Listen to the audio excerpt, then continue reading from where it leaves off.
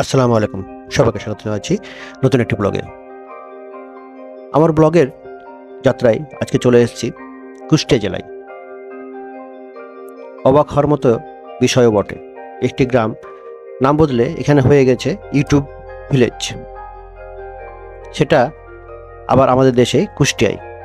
YouTube village এলে তাজ্জব বানিয়ে দেয়। জায়গাটা ঘুরে আসতে পারেন যে কোনো ছুটির দিন।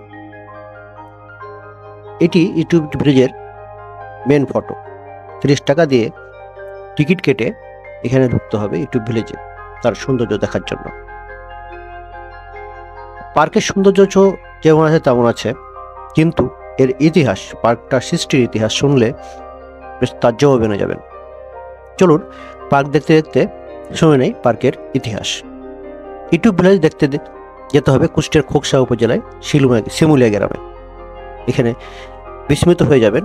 গ্রামটির আসল নাম শিমুলিয়া হলেও 2016 পর এর নাম হয়ে গেছে ইউটিউব ভিলেজ। ইউটিউব চ্যানেল থেকে আয় করা অর্থ দিয়ে এ গ্রামের সামাজিক উন্নয়নের পাশাপাশি গ্রামের সৌন্দর্যবর্ধন এবং বিনোদনের জন্য তৈরি করা হয় দৃষ্টিনন্দন ইউটিউব পার্ক। এই পার্কের প্রাকৃতিক সৌন্দর্যের সঙ্গে বাঁশ, কাঠ আর খড়ের অবকাঠামো এবং ছায়া সুনির্ভর পরিবেশে ভ্রমণপ্রিয় মানুষের মন ভুলিয়ে দেবে।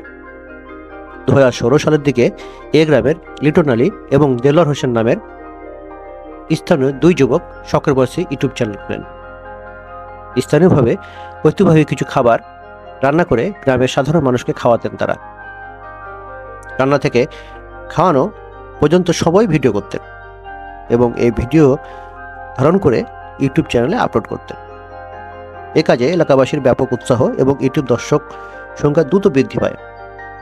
তাই লিটন আলী এবং দেলোয়ার হোসেন নিয়মিত এই কাজটি করা শুরু করেন।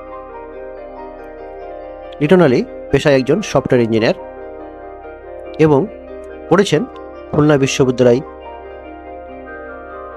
আর দেলোয়ার হোসেন স্থানীয় একটি স্কুলের শিক্ষক। ধীরে ধীরে লিটন ও দেলোয়ারের ইউটিউব চ্যানেল দর্শক ও আয় দুটোই বাড়তে থাকে। এর মাঝে বিদেশে জনপ্রিয় হয়ে ওঠে সেই ভিডিওগুলো চোখে পড়ে best ever food review show চ্যানেলের সানি সাইডের। তিনি এই কর্মকাণ্ড দেখে 2018 সালে শেষের দিকে ছুটে আসেন এই গ্রামে। সানি যেদিন আসেন সেদিন 4000 মানুষের খাবার ব্যবস্থা করেন লিটন এবং সেই দেলোয়ার হোসেন। তিনি এই কর্মকাণ্ড দেখে সানি দৃশ্য দেখার পরে এই গ্রামকে ইউটিউব ভিলেজ নামে আখ্যায়িত করেন। এই গ্রামটি বেড়াতে আসেন এখন দেশ বিদেশের অনেক দর্শনার্থী, আর এসব দর্শনার্থী বিনোদনের বিষয়টি বিবেচনা করে এই গ্রামের বিশাল এলাকা জুড়ে তৈরি করা হয়েছে ইউটিউব পার্ক। পার্ক নির্মাণের জন্য প্রয়োজনীয় অর্থ খরচ করা হয়েছে ইউটিউব চ্যানেলের আয় থেকেই। কুষ্টিয়া জেলার শহর থেকে 33 কিলোমিটার দূরে অবস্থিত এই গ্রাম। বাস অথবা ব্যক্তিগত গাড়িতে যেতে হবে কুষ্টিয়া রাজবাড়ি মহাসড়কের খোকসা বাস স্ট্যান্ডে। সেখান থেকে মাত্র 5 কিলোমিটার ভিতরে ঢুকলেই এই গ্রাম। ইউটিউব পার্কের ভিতরে ঢোকার জন্য প্রবেশ ফি 30 টাকা।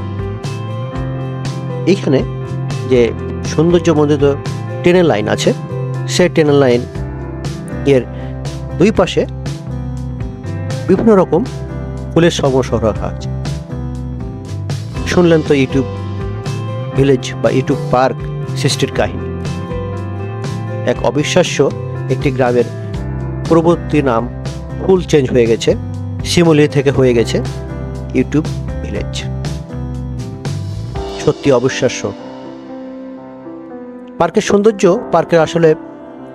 আসলে সেরকমভাবে বলার কিছু নাই, তবে পার্কের সৃষ্টির কাহিনীটাই সবার কাছে আকর্ষণীয় এবং এই সৃষ্টির কাহিনী শুনেই সবাই কিন্তু এখানে পার্কটি এক ঝলক দেখার জন্য ভিড় জমায়।